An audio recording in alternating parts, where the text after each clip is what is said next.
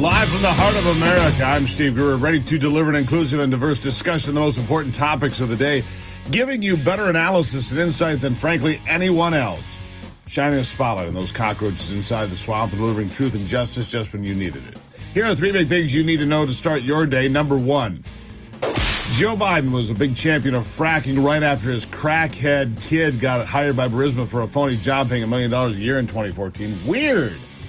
Yeah, big fan of fracking. Number two, the Chinese spy balloon fiasco was far worse than we were ever led to believe. In fact, it's a national security disaster, and that's being kind. And number three, the Biden administration pulled the Good Friday news dump, hoping to get a report on the massive failure on the pullout from Afghanistan on the record, but not in the headlines.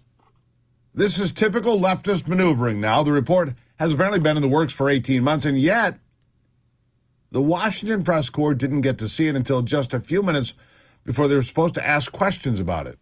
And I can tell you the game played by the Biden administration on the press is getting old, even to its defenders who are sick and tired of getting jerked around by these people. There's just no question about it. This is starting to be a pattern for this administration. Push something out, gaslight the hell out of the press, and basically try to bully them into reporting what the Biden team wants. But nobody can forget the colossal failures of Afghanistan or Joe Biden actually looking at his watch when the 13 Americans were killed there on American soil, right? Let's go to bite number 8. Bite 8. Go. So, John, thank you for doing this, but I think I speak on behalf of my colleagues in this room, and we want the record to reflect that this was sent to us about 10 minutes before the briefing began, with little notice, and it's the very definition of a modern major holiday news dump. You're releasing this at the beginning of the high holidays, and after months of requests from Republicans and the broader public. So why today? And is this all we get? And is this a response to the studies that were done by the agencies? Or is this considered a summary of it? Yeah, there's a lot there. This is the result of months and months of work by individual agencies who are participating in the withdrawal to voluntarily review that withdrawal, which they did. And they worked through that. These documents are classified. And we felt it was the responsible thing to do. Yep, there it is.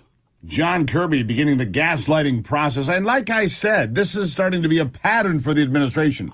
Push something out, gaslight the hell out of the press, and then bully them into reporting what they want. But look, you and I don't forget what happened in Afghanistan. We saw the pictures. We know. Remember Joe Biden looking at his watch when the 13 Americans killed there by a bomb in Kabul returned to American soil? He's sitting there looking at his watch as if it's too much trouble for the families of the 13 dead Americans to stand there with them. For Biden, it was the beginning of a free fall in popularity. His poll numbers have never recovered. In fact, right now, his numbers are cratering again, and this time, there may not be a way to climb back out of this hole. One of the main reasons was what we saw in the briefing room, where the press is obviously agitated, not interested in listening to other people give them the litany of lies every day. It seems they are finally over it, too. Yeah, on CNN, the collapse of Joe Biden's numbers might actually be worse than the numbers of the former news network, and that's saying something. Joe Biden's numbers are worse than CNN's numbers. Listen. But we begin with some brand new CNN polling and what the numbers tell us about a president still working on his reelection plan as he heads today to Camp David for the Easter weekend. The numbers are beyond sobering for President Biden. They tell us many, or in some cases most of you, have deep doubts about his performance and about the direction of the country right now. It is April 2023, so a very long way to November 2024. So consider these numbers just an early campaign baseline. But it's an important but. They are still quite telling about your mood and the challenges facing the 80-year-old incumbent. Our CNN political director, David Chalian, here with us to unveil the numbers. David, what do they tell us? Yeah, John, this is indeed a big baseline poll. It's just the starting line. And President Biden hasn't even formally announced his reelection yet, but we asked the American people if he deserves reelection, if he deserves a second term. 32%, just a third of Americans in this poll, John, say yes, Joe Biden deserves to be reelected. When we asked that back in December, it was up at 37%. So he's lost a little bit of ground here. And we've noticed what's driving that is young voters, liberals, some people that should be naturally in a D versus R world in Joe Biden's camp. So he'll have some work to do on his own side of the fence before he can actually convince the broad middle of the country. Take a look at his overall approval rating in this poll. 42% approve, 57% disapprove. Is that Brian Stelter's tubby uncle, by the way? I'm just trying to figure it out. It seems America is over the 80-year-old doddering fool in the West Wing that's putting the entire nation in jeopardy, whether it's the southern border or the Chinese air raid using spy balloons that Biden let glide on through without so much as a whimper. They're also irritated over the two-tier justice system that jams up a former president on very questionable charges while the entire Biden family skates on what everyone knows is a hell of a lot more serious matters like, money laundering and influence peddling from foreign governments like China, Russia, Ukraine, whatever. But it is this mess in Afghanistan that I cannot believe they have brought back to life as if it was a good thing. John Kirby had the gall to brag about what a great job Joe Biden did in one of the most embarrassing events in recent American history. What a great job Joe Biden did, bragged John Kirby.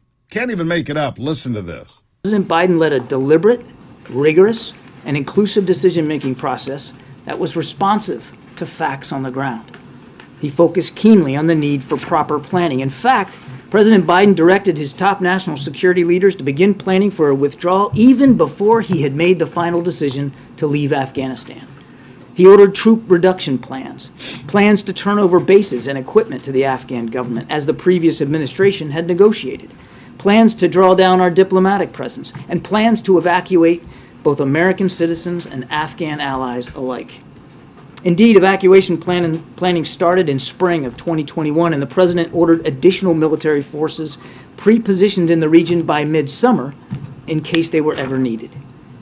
Throughout, President Biden insisted that his team plan for worst-case scenarios, such as the fall of Kabul. Yeah, the fall of Kabul says, he was all planning for everything. He was just working feverishly. Yeah, okay. Have your fluffer nutter sandwich there, Mr. Chief Executive. I mean, who buys this garbage? Why would they bring this back? We're going to hide this. They're not going to hide it from me. Not going to hide it from you. Afghanistan was one of the first clear looks at how devastatingly stupid and incompetent this entire administration truly is. Not ready for prime time is being way too kind. I don't care if it's Jennifer Granholm, Secretary Mayorkas, Little Pete Buttigieg. You pick any member of this cabinet. Is anybody there competent to do the job for which they have been assigned? I don't think so. I don't. And it's getting worse. I'll have more after the break here. It's the Steve Gruber Show, free for all Friday. Don't go anywhere.